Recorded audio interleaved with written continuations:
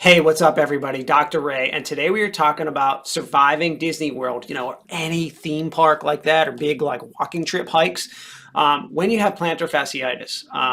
This is something that I have had over the last year, and I just went to Disney for 6 days in a row, 20,000 steps a day, and I'll talk about how I did it, how I overcame it, what it was like.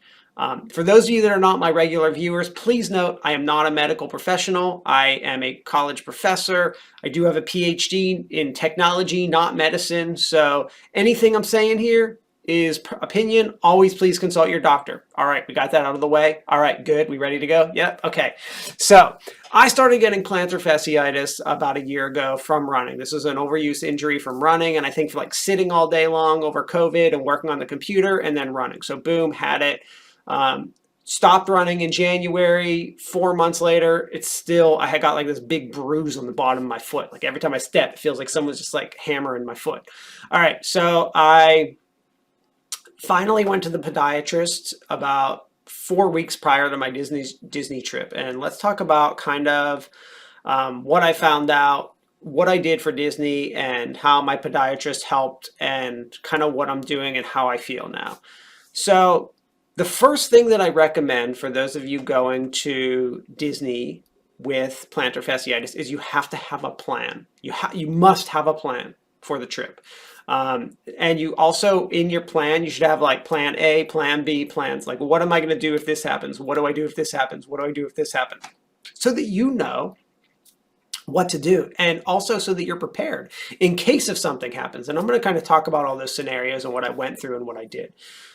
So I will also recommend that if you haven't been to, you should go to a podiatrist. The podiatrist that I went to was extremely helpful in helping me with plantar fasciitis. I did not get a steroid or anything like that, but where the doctor was useful is I didn't really know like what kind of arch I had on my foot. I didn't know if it was high or low. I didn't know if my feet were like unusual or not, or I didn't really know if I even had plantar fasciitis, because there's so many similar things like it. Like you could have a tear and think that you have plantar fasciitis or something else. So it was very helpful to get like an accurate diagnosis, know what kind of foot I had so that I could know how I should actually be treating it. And he kind of helped me with my plan for Disney so that I would be able to manage it and what I should be doing. All right, so the first thing I did, let's start with shoes, kind of shoes you have.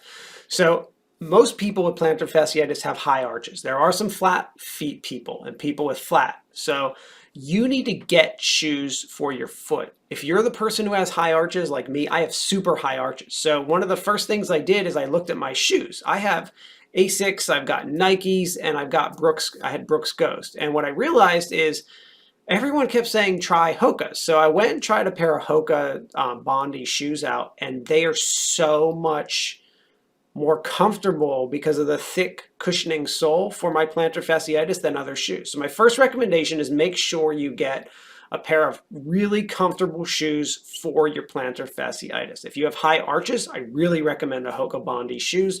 They're pricey, but they helped me survive my trip, so it was worth it. The other thing with shoes is you need to have multiple pairs of shoes, and let me tell you why you need multiple shoes. Now, fortunately for this trip, I didn't have to use multiple pairs of shoes, but I brought them. And the reason that I used multiple pairs of shoes was if my feet got extraordinarily sore, or I had a blister somewhere or something like that, my plan was, with my podiatrist, was to switch out my shoes. So I might be putting things on some different angles or having blisters somewhere else. So that was plan one. Next thing, orthotics. My podiatrist recommended some orthotics. I went out and was able to purchase the Power Step High Arch Orthotics, which again, absolutely amazing. So these are different than the Dr. Scholl's that you might get, which are like just foam and bend. They're actually hard on the bottom, like hard. It's like stepping onto like a mold.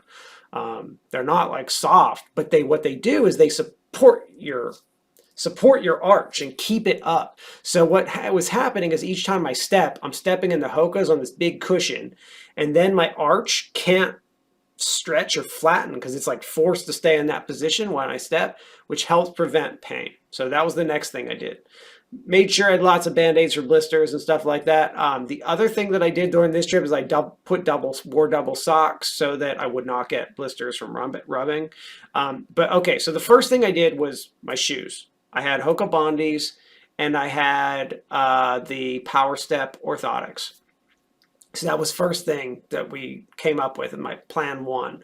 Okay, the next thing. What do I do when I'm going to the pool or walking around the room and stuff like that? So I actually got a couple pairs of flip-flops that would be good for those with high arches and plantar fasciitis. I got UFOs for the room so that I'm not walking, and I wear them in my house too, so I'm not walking on any wood floors inside. But what I found is that the UFOs really aren't great for like walking on like a sidewalk and stuff. They're very like, the rubber's really soft and it felt like it would kind of wear away. So what I did is I got Hoka flip-flops, which are a little harder, but also designed very similar feel as the UFOs for like when I went down to the pool. Because what I found is we went to a water park at Disney one of the afternoons, and we also just would go to the pool a lot, like in the early evening and stuff. I'd take the kids down to the pool, and I wasn't going to wear my socks and shoes around the pool. And especially if like I got in the pool and then got out of the pool, and then like would go back in and out a couple times. Like I wasn't putting shoes on each of those times. So what I did is I would put my flip-flops right on the edge of the pool, go in the pool. As soon as I got out of the pool, put my flip-flops back on. So I was never walking around without flip-flops on. Even when I went down like the water slides, I would walk up the water slide with my flip-flops, put them on my chest or in my hand as I went down. Was it as fun doing that? No. Is it ridiculous that I did that? Yes. But I also wanted to be able to walk for my kids throughout the trip was more important than me carrying flip-flops down a water slide. So I did carry them down the water slide and, had them. That was super fun, but I did it for my kids. So that was my second part of my plan. So we had the shoes. Next, we had the flip-flops. What am I going to wear around? All right. Third part of my plan. Third part of my plan was I was going to stretch a lot. And I mean a lot. So like stretch like 10 times a day. So obviously, when I woke up in the morning, I did my stretches. You should have stretches from the web or internet or from your podiatrist or whatever, personal physical therapist or whatever. So I had stretches that I was going to do every day to warm up, get going for the day. Made sure, religiously doing those stretches. And then what I did is throughout the park, every time I'd see we'd be stopped for a break. Oh, there's a curb right there. Boom, do a stretch on my foot. Oh, I'm sitting here, take my shoe off, stretch like my plantar with my big toe multiple times a day. Every time I basically could sit or take a break, I stretched.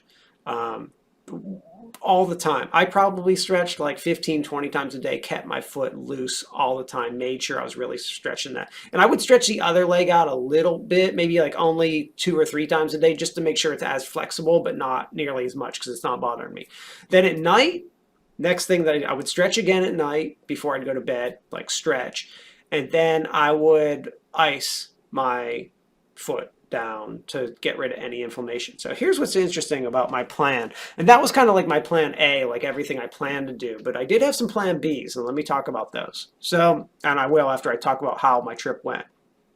So day one was the day itself wasn't painful, but that first night, when I went back to the room, I was like, I hope I'm going to make this trip. It was pretty bad. I did my stretches and everything. Day 2, when I woke up and stretched, I actually didn't feel terrible. I think everything I was doing was working, and pretty much from then on, had a pretty non-eventful trip, surprisingly. Everything actually worked. My plan worked. My shoes, my orthotics, my stretching seems to be working and actually doing what it's supposed to be doing. So I was able to make it through Disney with my first plan, which were the shoes, orthotics, stretching, icing, and make it through the trip, 20,000 steps a day times 6. But I did have some plan Bs if this stuff didn't work. One was to try a different pair of shoes. So I did have a different pair of shoes with a different pair of orthotics in them. So they would feel a little different in my feet. I had Super Feet Greens, which were the other orthotic I have in my Brooks Ghost. So if my feet were bothering me a lot in the Hokas, my plan B was to switch to the Brooks to kind of break that up, like where things were hitting in the shoe and stuff, to kind of give my feet maybe different points to be painful, different ways to be painful. So I did switch my shoes if I needed to, but I did not need to. But that was that was my first like plan B.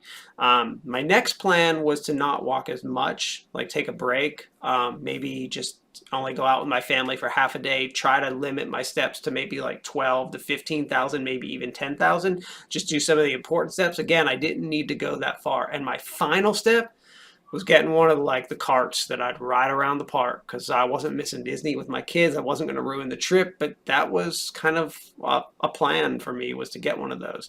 I had asked the podiatrist about a walking boot. He said, honestly, like he didn't think I needed that kind of, didn't need that. He said if I had a tear, he'd have me in a boot, but he really didn't think that's what I had.